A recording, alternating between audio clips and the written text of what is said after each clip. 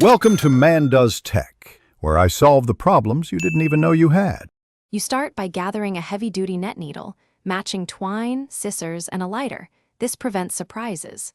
Lay the cast net flat and find the full tier. Measure it so your repair follows the original mesh pattern.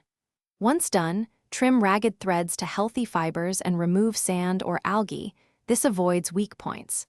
Make sure to check the lead line nearby because a damaged lead can stress the repair later. Start the repair along an intact mesh row to maintain geometry and preserve casting balance.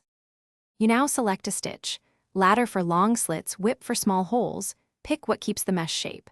Thread the needle and anchor at a solid mesh knot, then weave through alternating meshes, following the net's existing angles so the repaired area bears load evenly.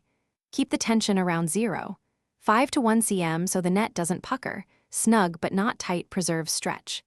As you progress, tie secure reef knots at intervals and trim excess twine. Singe ends briefly to stop fray. You finish by reinforcing high-stress spots. Make an extra pass where the repair meets the lead line or float attachments. This prevents early failure. Trim loose ends and melt them carefully so knots don't slip. Once complete, attach the lead and a float if needed, then test in shallow water to check spread and sink rate. Cast gently at first to validate balance. Troubleshooting tip: if the net still pulls or collapses, loosen the repair slightly and reweave with larger stitch spacing. Over time. Thanks for watching.